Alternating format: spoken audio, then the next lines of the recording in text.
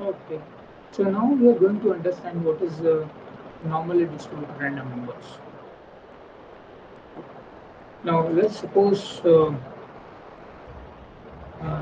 there is a function called random, and it generates random numbers which are normally distributed. So let us see how it is. Let us suppose I take a variable x, which is a type of a matrix variable. It will take matrix values, and I'll generate thousand values, thousand cross one matrix out of this. Now, if I go for the histogram of x, then you will see that it looks like a bell-shaped curve. So let us see what is normally distributed, normal distribution. Normal distribution.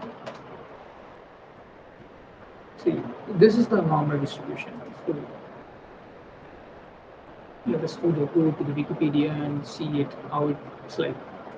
So see, so this is the normal distribution with the mean 0, and you can see here with the mean 0 and standard deviation of variance to be zero point 0.2. So there are two parameters again here. One is mean, another is variance.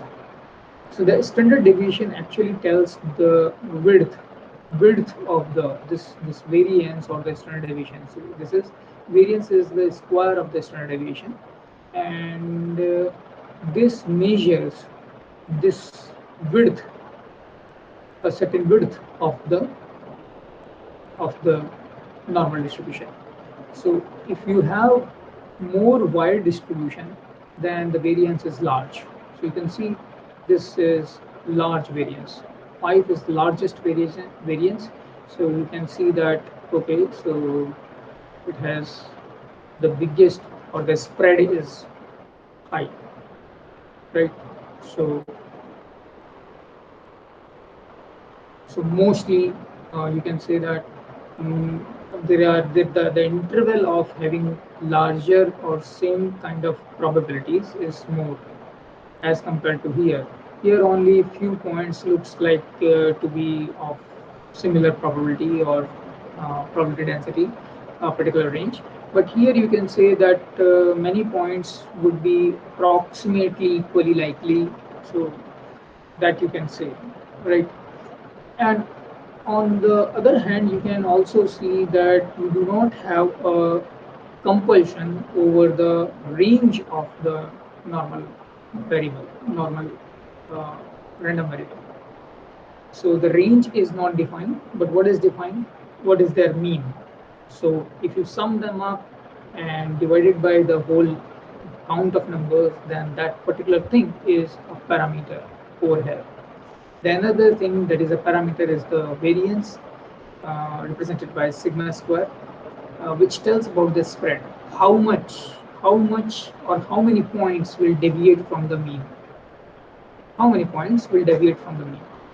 So in this particular case, you can see uh, many points will deviate. But in this particular case, you see, okay, uh, many points have a larger deviation.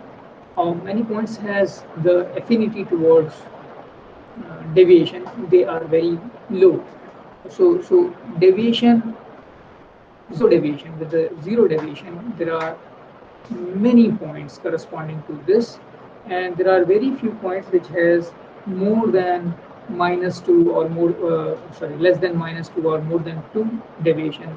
They are very less, quite less, right? But in this particular case, the data points which are having more than zero point 0.2, more than 2 or less than minus 2 variation, there are too many points. So the cloud is more spreaded. So if you think about number of data points, so they are more spreaded. While in a case where we are talking about with less variation or with less variance, we are talking about this particular view curve, then this has most of the points do not have much of variation. very less points have larger variation. Okay, let us just try to see how it looks like and how it behaves. Right. Okay. So we can see that most of the points are actually near about zero, right? And as soon as you go away from the mean,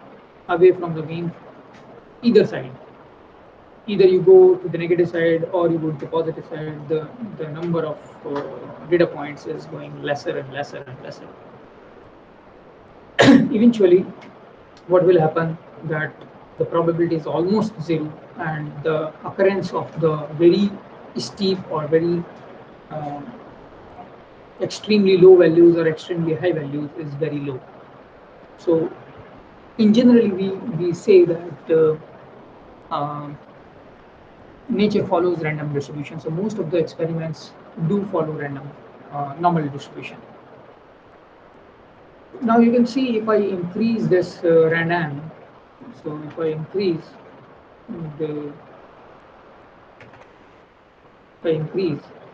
the number of random values, and if I also increase the histogram, number of bins in the histogram. So here I'll write histogram, and now what I'll do, I'll make a histogram of x values with, let us suppose if I say that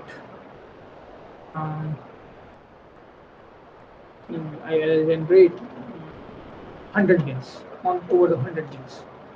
So you can see the width of each period is very small. Now the width of each period is very small, and it seems that they are making a bell-shaped curve, right? So that's the idea. Now if you think about it, if you can think about it, let us suppose you want to generate a band of numbers. So you want to generate a number between two concentric circles. So each number in between the two concentric circles is equally important or equally uh, available. So whenever you are saying uniformly distributed or equally available, then you are going towards the uniform distribution. And whenever you are saying that, okay, as you go away from the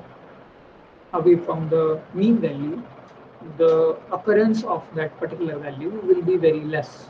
Then you are more or less you are moving towards the normally distributed random numbers. So keeping that in view, you can see the next videos of generating the toy data sets of spiral spiral data set or two moon data set or three cluster data set. You will see what is the meaning of uniformly distributed random numbers and um, normally distributed random numbers. Thank you.